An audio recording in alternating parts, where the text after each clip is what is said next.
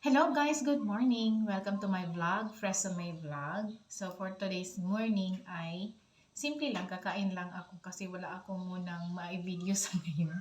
Kasi tinamad ang inyong kaibigan siya. So tinamad ako ngayon guys, wala akong masyadong ma-video siya.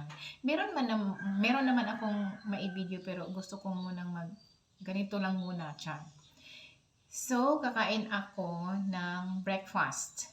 So, ang ipakita ko sa inyo is mga leftover na food kahapon. Kasi kahapon ay uh, death anniversary ng aking kapatid. So, lahat ng aking kapatid ay nag-share ng kanilang mga food.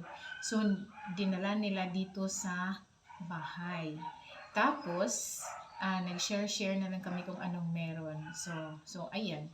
So, ito yung mga leftover food namin na nandito pa ngayon sa aming hapagkainan for breakfast. So, by the way, so ngayon is, ano na ngayon, Monday. So, yung mga estudyante namin is nagsipag-alisan na kasi pumunta na sila sa school. So, maaga sila kasi never to be late, especially pag Monday kasi meron pa kasing flag ceremony. So, ganun. So, yung mga leftover namin na food ay 2 pirasong piniritong matambaka. So, ayan. And then, ito naman ay leftover din na adobong manok na kal. Mahilig kasi kami sa kal guys kasi meron kasing magbigay sa amin ng mga kal na manok. So ayan. So ito yun. Ito naman yung nilagang baboy. Ayan. Kaunti na lang din. So ito lang ang kinain ng mga kabataan dito sa bahay. And then leftover din ito na rice. Ayan. So, maganda kasi pag sa rice cooker lang kasi madali siyang initin. Ganun din naman sa paggatong or sa gasol, di ba? Depende lang din sa diskarte ninyo sa pag-init ng mga food. Okay. So, ito naman, ako ang nagluto nito. Malaking isda ito na karaw. Tapos, pinirito ko siya. Tapos, ginawa ko siyang escabeche. So, ayan. Ayan na lang ang natira, mga leftover. Natatawa pa ako nung nagluto ako nitong escabeche. Kasi, maliit kasi ang aming kalaha. Tapos, malaki palang isda na ito. Alam ko naman na malaki siya. So, nag-expect ako na kasya talaga siya sa aming kalaha. Diyos ko po, hindi pala siya kasya. 3/4 lang ng kalakihan ng isda ang kasya doon sa kalaha. So, kaya ayun.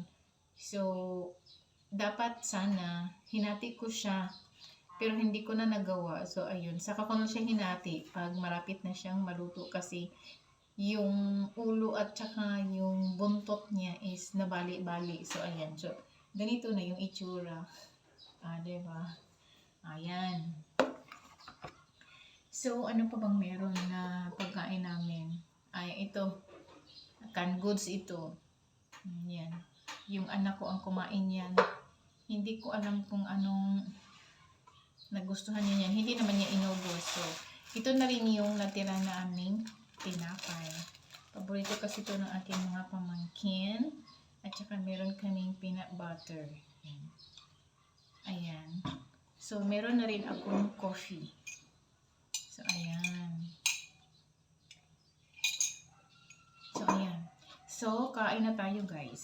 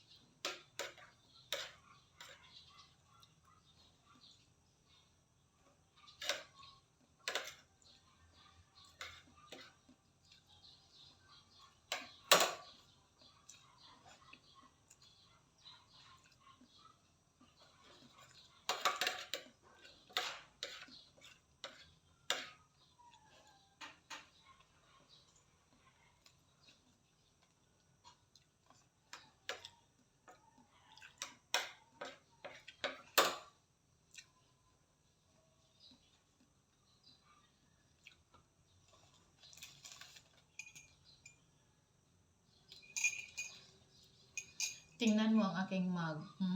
Nasira na yung handle niya. Pero pwede pa naman siyang magamit. So, pagtyagaan ko na lang muna. Yan. At saka ito dito. Ito yung aming mga kutsara. Mga kutsara, tinidor, at saka disposable na kutsara. Binabad namin ito sa mainit na tubig. Kasi nag-disinfect kami ng mga kutsara. Ganun. So, nilagay lang namin dito sa mesa. Para at least madami na naman ang kalat. Ako lang ang mag-isa dito sa baba, guys. Yung isa kong anak, natutulog pa siya.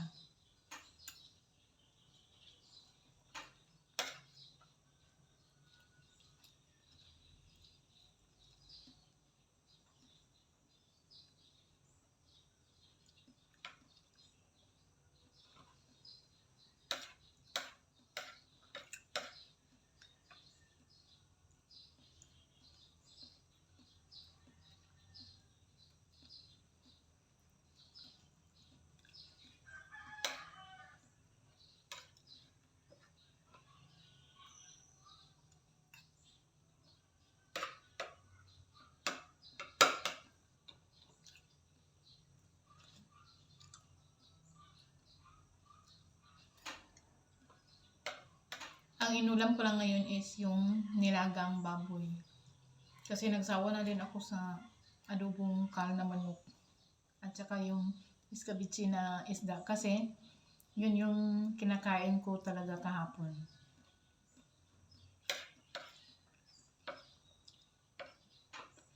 Kasi kahapon is the death anniversary ng aking kapatid. So lahat ng mga kapatid ko is nag-ambag-ambag, nagdala ng kanilang mga food as sharing para magawa namin kahapon yung aming remembering the death anniversary sa aming kapatid. So, 29th death anniversary na niya. Kasi, sige, ikwento ko sa inyo kung bakit siya namatay. So, when he was lalaki siya, so siya ang pang-apat naming kapatid. So, he is the eldest of the boys. Kasi tatlo man kaming babae na sunod. So, siya yung pang-apat. So, siya ang eldest na lalaki. So, when he was a baby pa, yung mga toddler time, meron kasing nangyari sa kanya kasi nung time na inutusan siya ng aking mother na bumili sa tindahan kasi marunong na siya eh. So, nung time na yun, yung tindahan na yun is ang kanyang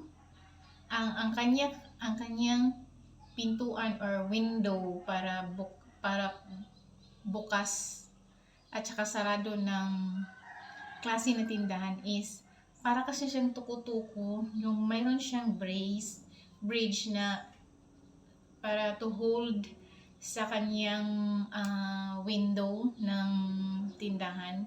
Iba naman kasi ang mga klase ng tindahan ngayon kasi roll up, di ba? Roll up or sideward ang mga closing akuan para as locker kumbaga. So, yung tindahan na yun is parang talaga siyang ganun-ganun siya. Push and pull. So, inosente naman kasi yung bata. So, ang tawag dito, hindi ko ma-explain. Nasikhan niya ang katong lugar poste na para pang ali, pambabag, pang control doon sa kanang window or pintuan ng tindahan na yun. So, nung time na yun, so na-close yung, so nasiko niya ang katong tuko-tuko sa tindahan. So, na banda sa kanyang ulo. So, yun. So, malakas talaga kasi mahaba. So, na-close talaga. So, yun, na ano yung ulo niya. So at that time, kasi umiyak talaga siya, parang hindi ko naman alam na siguro parang nahimatay or hindi naman siya, pero matagal niyang na-cope yung sense of crying niya, ganun. Oh, ganun. So, kinabukasan, dinala siya sa hospital para X-ray ba yun or CT scan, ganun. So, sabi naman ng doktor, oh, okay lang naman, wala.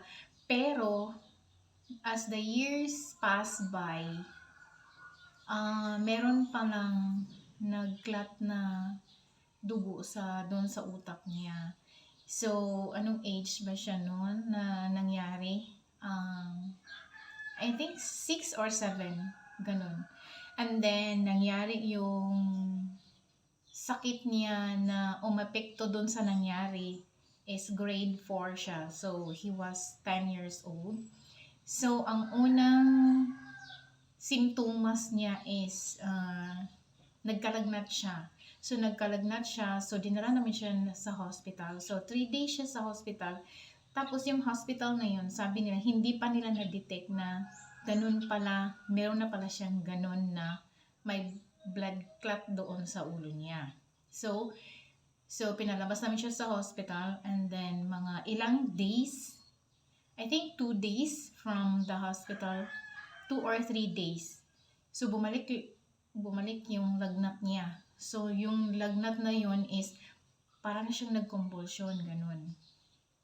So, ang ginawa ng parents ko is parang doon muna namin pinagamot doon sa parang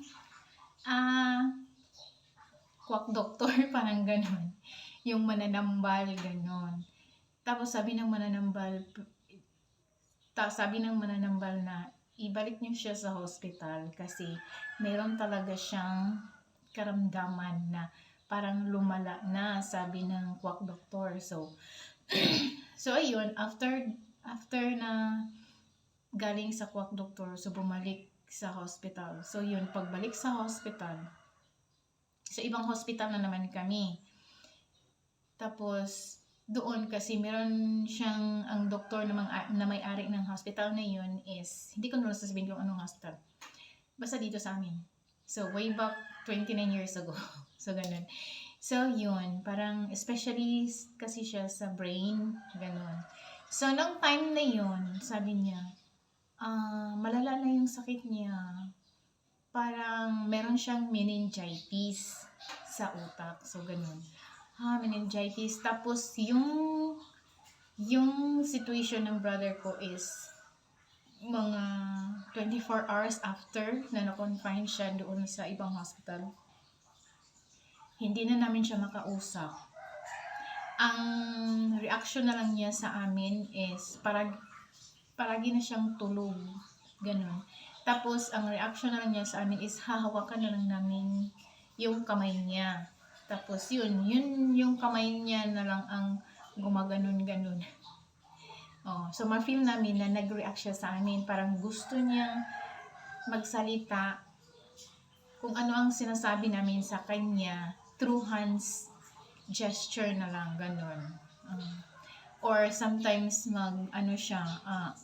ganun, parang meron siyang sasabihin pero hanggang doon lang, ganun lang. Ganun lang. So, he was 10 years old at that time. So, it happens December. So, before that, ang happy-happy niya talaga. Kasi yung kapatid ko na yun is, kasi siya, very sweet. Pero alam namin yung bata na yun is, he is a gay. Alam na talaga namin mula bata pa siya. Yeah, he is a gay. And then, sweet siya, especially pag yung time na merong special occasion sa bahay or mga birthday namin ng mga kapatid at saka sa parents namin. Siya talaga yung unang gumagawa, kahit handmade lang yun. Oo, ganun siya. So, at saka masipag at saka mabait siya sa amin lahat. Especially sa mga tumutulong din yun sa mga gawaing bahay. Tapos jolly. Diba, pag gay, parang iba kasi ang specification pag gay sa generation namin. Yung wow, ganon.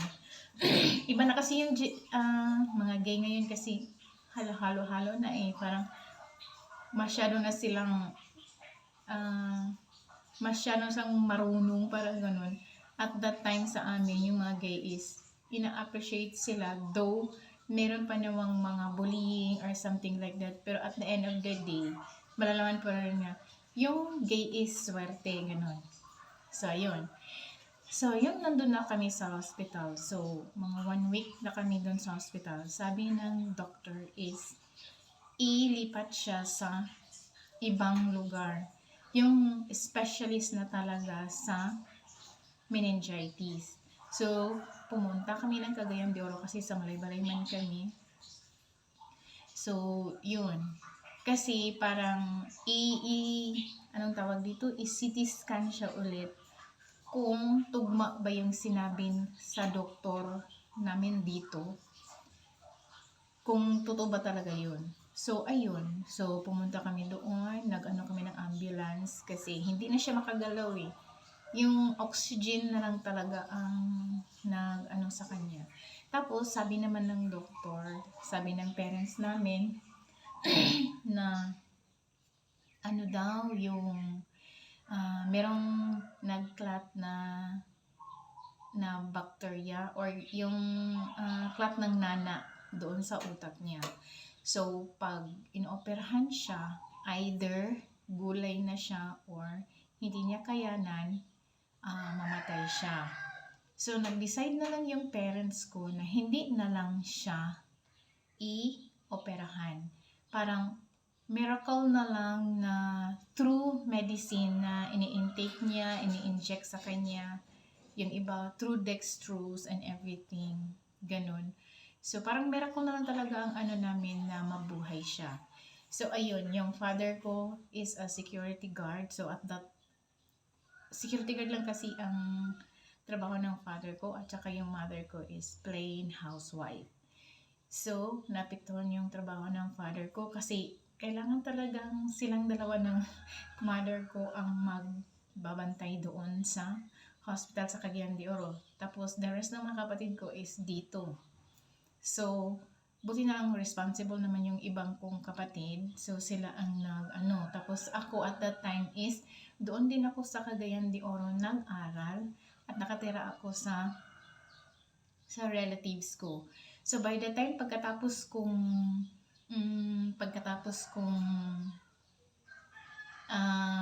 mag-eskwela, mag-aral, lumalabas yung sipon ko, sorry. Pagkatapos kong mag-aral, so uuwi ako sa bahay ng relatives ko, sa lola ko.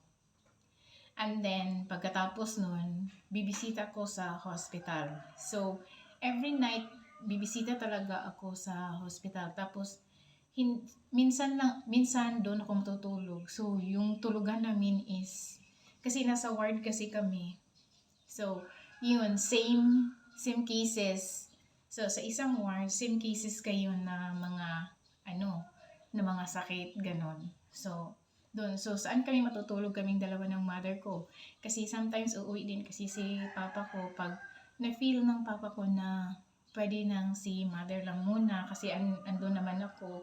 Tapos minsan naman babalik si papa ko kasi hihingi yung papa ko ng mga medicines doon sa tawag ba yun, German doctors kasi meron pa kasi mga missionary na mga German doctors at that time sa lugar na yun. So, ayun.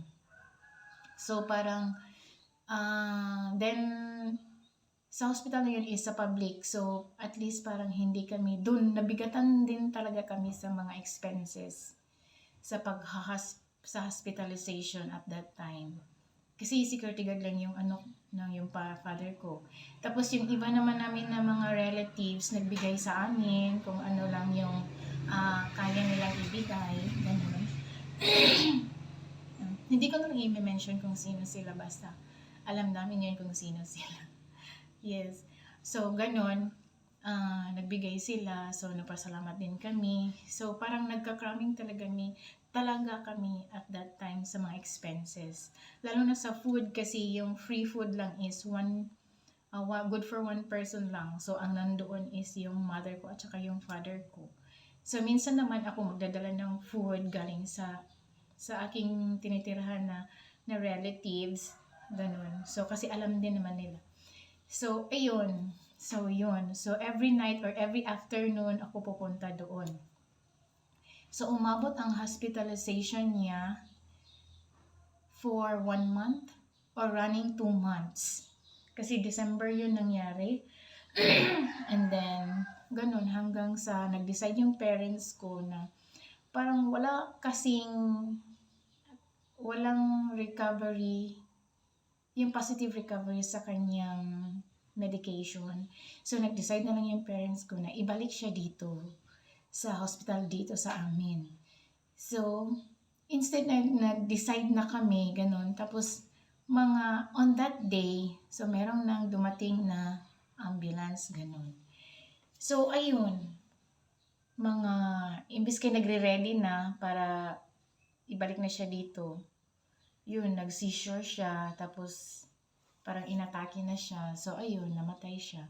So, namatay siya is February 16. So, ayun. So, yun, parang at that time, hindi ko pa alam na patay na pala siya at that time. So, hapon kasi yun.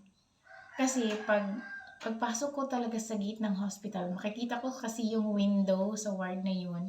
At saka makikita ko rin yung specific window na nandoon siya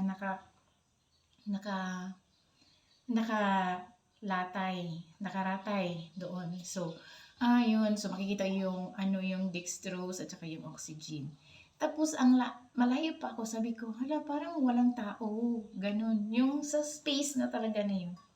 Bakit walang tao? So, bumilis akong lumakad. So, wala lang talaga sa akin. Ganun. Tapos, pagpasok ko sa ward, yung bed niya is wala na talagang tao, as in malinis na, ganun. Tapos meron pang mga tao sa katabi. Tapos sabi ko, saan yung patient na nandyan? Tapos sabi ng isa, hala, parang inatake yata siya kanina, mga ganitong oras, ganito, ganyan. Tapos sabi ko, ha? So, nasaan na sila? Tapos, ang tagal nilang magsalita sa akin, nandun na siya sa morgue. Tapos sabi ko, nasaan? Hindi ko alam. Wala naman silang sinasabi sa akin. Ganito, ganyan. Kaya pala, at that time, umuwi yung uncle ko galing sa kanyang work. Kasi alam na pala niya. Tapos nandun pa ako sa bahay. So, yung uncle ko, na nandun sa bahay, alam na pala niya na patay na yung kapatid ko. Pero hindi lang niya ako sinabihan. Tapos, tumawag siya sa telephone, yung landline na telephone. Okay, ganito, ganyan. Ang pagkasabi kasi ng uncle ko, nandito na ako sa bahay. Yung papa ko pala ang tumawag sa kanya. So, kaya siya umuwi. Tapos, yun, hindi ako sinabihan ni uncle. Kasi parang gusto siguro ng uncle ko na ako talaga ang mismo makakita, na patay na talaga yung kapatid ko. Tapos, nag-prepare ako kasi pupunta ako sa hospital. Sa ganyan. So, nung time na yun is, sabi ng uncle ko siya, punta ka sa hostel kasi alam na niya na nagpe-prepare ako. Tapos sabi ko, yes uncle siya, sige mag-ingat ka, ganito, ganyan. Tapos kung ano man ang magsabi lang ka lang sa akin ha, or basta sabihin niyo lang sa papa mo na kung basta ka lang, ganun. Tapos sabi ko, okay uncle, sige uncle, pupunta na ako. Tapos yun, parang naghintay siguro si papa ko na makaalis ako. Tapos sa kanya, nag-end yung conversation nila kasi nandun pa rin sa telephone yung uncle ko. So, ganun. So, yun lang ang nag-flashback ko sa So, nung nakita ko na talaga. Tapos, nandun ako sa ward. Tapos, ang tagal na lang magsabi sa akin na patay na siya, ganito, ganyan. Kasi ang sabi lang is, hala, natake siya kanina. Hindi namin alam kung saan na siya dinala, ganito, ganyan.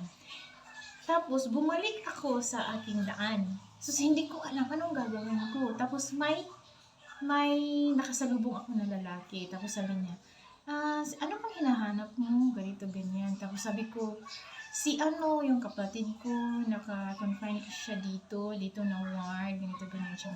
Ay, wala na siya, nandun na siya sa morgue. Tapos, ha? Oh my God, parang hindi ko alam anong gagawin ko, parang iiyak ba ako, tatawa, or hindi ko alam ang feeling ko, basta ang nasa isip ko is, gusto kong makita si mama at saka si papa ko, para at least doon ako kukuha kung ano talaga ang nangyari. So, ganon. Tapos, sinamahan niya ako kung nasaan yung morgue. So, ayun, malayo pa ako kasi parang dulo to dulo lang kasi. So, ano, sa lobby. Tapos, oh my God, si mama nakaupo. Tapos, yung si papa ko din nakaupo sa, walang upuan. Doon lang siya nakaupo sa sahig, ganun. Tapos, humarap ako sa kanila. Ayoko umiyak kasi tapos na yung joke. O, ganun. So, at that time, yun, nakita ko sila. Tapos, ha? Oh, andyan. Tapos sabi ni Papa na wala na si LL kasi yung palayaw ng pangalan niya. Ando na siya sa morgue, so waiting na siya kung sino ang kukuha sa kanya kasi na siya, ibalsamo, ganito, ganyan. So, take pa kami talaga ng oras. So, mga ilang hours din kami naghintay sa hospital, nakakunin siya. Tapos, pagpunta namin doon sa isang funeral sa Cagayan de Oro, naghintay din kami ng mga ilang oras kasi meron kasing time frame na dapat na siyang ibalsama, ganito, ganyan. Kasi parang baka daw mabuhay pa siya, ganito, ganyan. O, diba? So, gabi na talaga yun. Tapos, yung ambulance na inaano namin is ayaw nilang magkarga ng patay sa ambulance. Diba? So, ganun. So, nag-ano pa kami ng sasakyan. Private na sasakyan para talaga isakay na siya pabalik dito na nakalagay na siya sa kabaong ganito, ganyan. So, yun, may pumunta sa amin habang naghihintay kami doon at saka ongoing yung pagbalsamo niya at saka and everything na para mailagay na siya sa kabaong kasi wala talaga kaming pera, as in ubos na talaga yung pera namin. So, may mga relatives na tumulong sa amin from that kabaong and everything, mga expenses doon. Kasi hindi man kami makalabas sa hospital pag hindi ma-clear yung mga expenses. So, yun, yung isa din naman na relatives namin. So, buti na lang talaga. Meron talagang tumulong sa amin. Ganun. Ayoko talaga umiyak. Ano ba to? Itong video na to, char. So, ganun siya. Tapos, so, naibalik na siya dito kasi nakakuha na kami ng sasakyan. So, ayun. So, nag-wake kami ng mga ilang days, 5 days yata yun. Kasi hinintay din namin yung mga iba pang relatives na pupunta, ganun. So, ayun, hanggang sa nailibing siya after 5 days. So, at that time, doon kasi ako nag-aral. So, nag-absent talaga ako. Umuwi ako dito. So, ayun. So, alam naman ng, sa school. I was college at that time. Second year college. Yes. Second year college ako at that time. So, at that time din, na second year college ako, nabagsak din ako. Hindi ako nakapasa sa aking major subject kasi at that time, second year college is parang has-hasan talaga ng mga student at that kind of course. Kasi ang kinuha ko kasi is Bachelor of Science in Accountancy. So, marami man kami. So, mga 4 kami na section na aspiring for accountancy students. Kasi at that time, sineseparate din kasi yung accountancy na course sa commerce na course. So, ang commerce kasi na course is under yung accounting, management, marketing. Yun, yung tatlo. So, magkasama yun. So, napag-isipan ng school or parang sa education department na dapat isa-separate na yung accountancy. Kasi yung accountancy is, meron kasi siyang licensure exam. So, ganon. So, siniseparate siya. So, BSA. Meron talagang Dean of College of Accountancy at saka separate din yung Dean of College of Commerce. So, ganon. So, nag-aspire kami kasi yung school kasi na pinapaaral ako ng relatives ng father ko is sila din kasi yung nagpaaral sa akin. Sila ang nagbayad ng tuition, pagkain, and everything, my basic needs. Yung gastos na lang ng father ko is yung allowance ko every month. So, yung allowance ko at that time every month is 700. So, the rest expenses of the school is the relative of my father's side. So, ayun. So, umabot ako ng 3 years, third year college. So, ayun. So, yun, naapektuhan talaga kasi meron kasi din kasi silang standard na grade na papasa ka talaga na makaproceed ka sa accountancy course. So, ganun. So, nabagsak talaga ako. So, instead of, 300 students na aspiring for accountancy student to become an accountant in the future.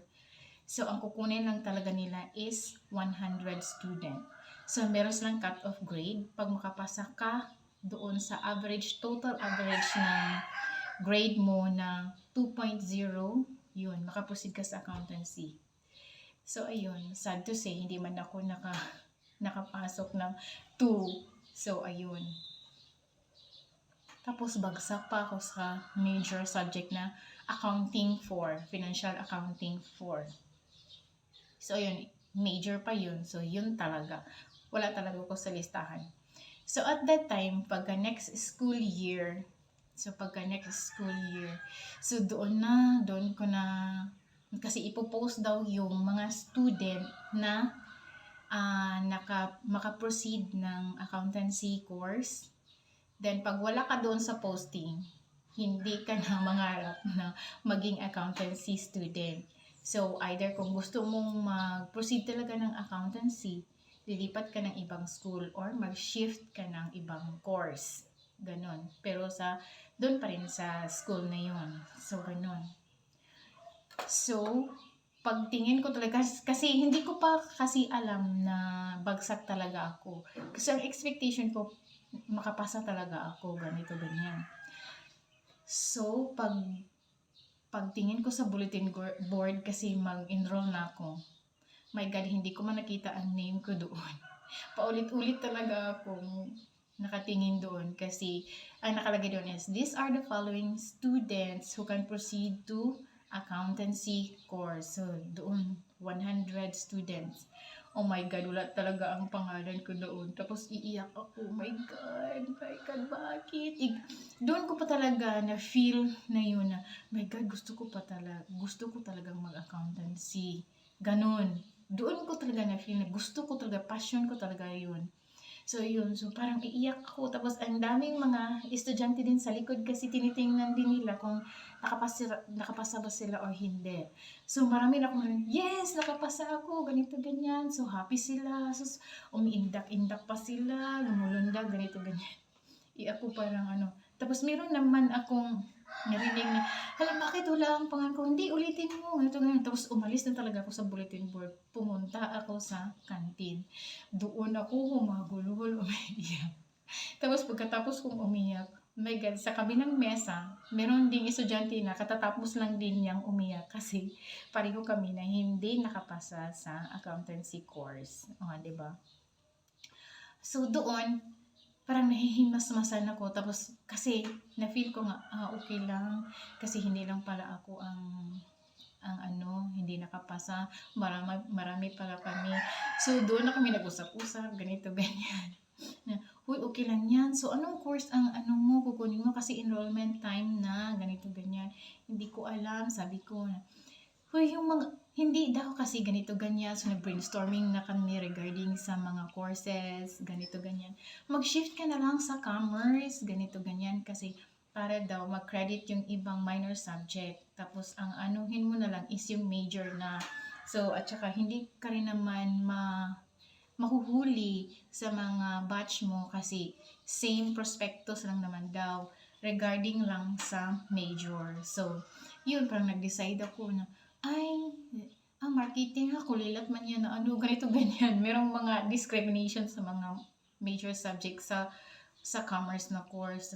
Hindi kasi, ano na lang, finance na lang ang i-major mo sa ano, kasi magdagdag din kasi yung commerce course ng isa pang major, which is, aside from banking and finance, ginawa nilang finance talaga daw. Tapos social din kasi yung ibang mga estudyante kasi gusto din kasi nila na meron yung finance na major na parang magka-license exam, licensure exam. So, huy, wala man yung licensure exam, yung finance major, sabi nila.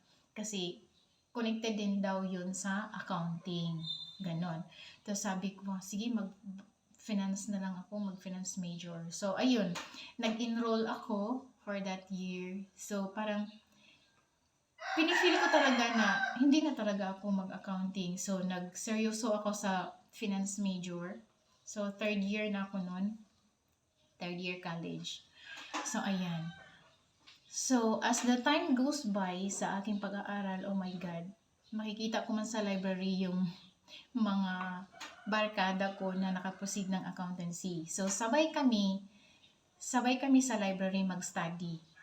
So, syempre ako finance. So, iba talaga yung major ko sa field ng lecture or theories ganon sa accounting. Habang ako nag-study ng finance, sila din naman sa accounting nila. Parang nafe-feel ko na, my God, hindi ko gusto yung course na to. Sabi ko, parang gusto ko talagang mag-accounting, sabi ko. So, nag-decide ako sa sarili ko na tatapusin ko lang yung year na to as finance major, tapos maglipat ako ng school. So, ayun. So, after that year talaga, so nag-decide ako, sabi ko sa lola ko, kasi hinihingi nga niya yung lola ko talaga is kapatid yan. Yung nagpaaral, yung lola ko na sinasabi ko is, yan yung nagpaaral sa akin doon sa Cagayan de Oro, sa Liceo de Cagayan. University na ngayon. So, at that time, hindi pa siya university. So, ayun. So, at that time, siya yung yung lola ko na sinasabi ko is kapatid yan ng lola ko, which is kapatid siya ng mother ng father ko. So, yun. Kasi mayaman man sila. At saka, sa side kasi ng father ko, hindi naman sa pagmamayabang, no. Yun. Mula nung kabataan namin, namula talaga kami na close. Sa mother side ko naman ng mga relatives is close din naman kasi meron namang yearly gathering na uuwi talaga lahat ng mga kamag-anak sa kanilang mga ancestral parents, ganun, para sa lang sa isang event, especially pag fiesta o ganun. So, ayan. So, sabi ng lola ko, Fressie, where is your class card? Sabi ko. Tapos doon ako kasi hindi niya alam na nag-shift ako ng course, ganito, ganyan. Ha, bagsak ka! Tapos bakit hindi mo sinabi? Ganito, ganyan. So, 1 year ago na yun, di ba? So, napag-isipan lang niya. Kasi nag-expect kasi siya na accounting talaga yung kurso ko. Kasi yun ang ini-enrollan ko eh. Ganun. So, ayun. So, ganun. Tapos sabi ko, pero lola, mag-transfer na lang ako ng school. Tapos sabi niya, hala, hindi ka na pwede mag-transfer ng school. Mag-shift ka na lang ng course. Ipatuloy mo na lang yung course na yan, na finance major. Kasi nabagsak ka man ng accounting. So, ganito, ganyan, sabi ng lola ko. Tapos sabi ko, lola, gusto ko pa rin talaga. Tsaka, hindi talaga. Kung gusto mong mag-transfer ng school, mag-transfer ka na rin. Mag-transfer ka na lang ng course. Hindi ko man gusto, parang ganun. So, sabi niya, hindi ko talaga gusto yung So, parang na-feel ko talaga at that summer na, mag-decide na lang ako na mag-transfer dito sa amin, dito sa Malaybalay. So ayan, nag-decide ako, nagsabi ako ng lola ko, tapos ayaw talaga ng lola ko na mag-transfer ako, ganito, ganyan. Na pareho lang naman ang course, depende naman yan sa pag-graduate mo, pag-apply mo ng trabaho, ganito, ganyan. Pareho lang din yan, diskarte na yan sa buhay, ganito, ganyan. Lola, gusto ko talaga, ganito, ganyan. So, walang magawa yung lola ko at saka yung mga anak niya na mag-transfer ako. So, nag-transfer talaga ako. Parang masakit din sa loob ko kasi, oh my God, paano na to? Na, diba, Doremi pa kami. Ako pa naman ang eldest. Pero at that time, third year college ako, meron akong isang kasunod ko, yung kapatid ko is nakagraduate na siya ng 2-year course. So, ayan, nakagraduate na siya ng 2-year course. At saka, meron na rin siyang work at that time. So, sabi ko sa papa ko, Papa, mag-transfer na lang ako kasi ano man, uy, kanang gusto man ako mag-accounting. So, ganito, ganyan. Siya nga, so paano alam ba nila yung lola mo na ano? Sabi ko, oo, alam nila na. Tapos nagalit nga sila sa akin, parang ganito, ganyan. Oo. So, kasi nag-expect din kasi sila. Kasi ilang years na lang talaga, di ba? Tapos, tapos nag-inquire ako dito. Ang standing ko pa naman is babalik talaga ako sa second year college. Second year college regular. So, iniisip ko talaga, tiningnan ko na yung prospectus, ganito, ganyan. Oh my God, I need to have 3 years cramming for studies para makagraduate ako. So, 3 years ako doon sa una kong school. So, sa pangalawang school ko naman, to enroll college is another 3 years. Tapos, oh my God, ang tagal kong graduate. Tapos, ang dami pa namin. So, ganito, ganyan ang iniisip ko. Oh my God. Kasi wala pa talaga ako sa mga mood at that time na mga nobya-nobya, nobyo-nobyo, ganito, ganyan. Diba? Focus talaga ako sa studies. At saka happy naman ako sa aking choice. Ganun. So, sabi ko sa sarili ko, hayaan ko na lang, bahala na. Basta ang importante is makagraduate talaga ako. So tinototal ko pa lahat. Nasa kalgitnaan pa talaga ako ng aking pag-aaral sa college. My God, 6 years. Kaya ko kaya to. Tapos sabi ko, kakayanin ko talaga to. So, ayun. 6 years talaga ako nakagraduate ng college. So, ayan. So, sipag at tiyaga lang talaga, no? Pero meron talagang time na dumating sa buhay mo na parang, my God, gusto ko nang mag-quit, para ganun. Pero, pag sabi ko naman na, oh my God, hindi pwede, kasi gusto ko talaga to. Ito talaga ang gusto ko. So, proceed, go, go, go. O, diba? Nung time na yun na nag-graduate ako, tapos, na ako, during graduation day, sabi ko, oh my God, thank you sa parents ko kasi ginaguide talaga nila ako. Kasi, hindi rin basta-basta ang aking parents, my God. Mahirap lang kami, pero meron talaga kaming standard na dapat talagang gawin, na dapat mong sundin, ganun. Hindi naman masyadong mahigpit yung parents ko, pero pag once nagsalita talaga sila, parang direct to the point talaga na hindi mo talaga ma-take right away. Then, buti naman talaga masunurin kami na bata, charot. Ganun. So, ayun. Excuse me. So, ayan. So, nakagraduate ako ng accountancy at saka 1 month after, nakahanap ako ng work. Pero hindi pa yun related sa aking course. Nag-ano muna ako, nag-sales lady. Nag-sales lady ako for 5 months. Kasi dapat 6 months kasi ang renew sa sales lady at that time. Kasi bawal kasi ang regularization at that time, especially sa mga mall, mga department store ka mag-work or any kind of work, mga ganun. So, ayan. So, during the off day ko, saka ako mag-job hunting. Kung meron bang hiring, ganito, ganyan. At saka, habang ako ay nag-job hunting, meron talaga akong dalang isang bond paper at saka isang ballpen. So, maglakad-lakad talaga ako sa mga daan. Tapos, titingin-tingin ako sa mga establishments kung meron bang nakadikit na for hiring. Tapos, ano ko talaga, mailap talaga ako sa aking mata para at least pagdaan ako, hindi ako babalik, makikita ko agad at saka mailista ko agad kung sino yung hiring na mga establishment. Ganun ako talaga. Tapos at that time, yung trabaho ang lumalapit sa akin. So ngayon is na ako, domestic helper sa bahay. So wala akong work. So nagtry ako na nag-job hunting. Wala na talaga akong makita. Eh di ba high-tech na tayo ngayon, nasa online charba-charba na is eklabush. Hindi pa rin ako makapasok sa trabaho. Hindi ko alam, char. So, yun talaga ang story na naman ng buhay ko sa aking kabataan experience, char. Sa aking journey, sa aking pag-aaral, at saka sa nangyari sa aking kapatid. So, ayun. So, i-close ko muna itong mga chika minute na to. So, that's all for today's video, guys.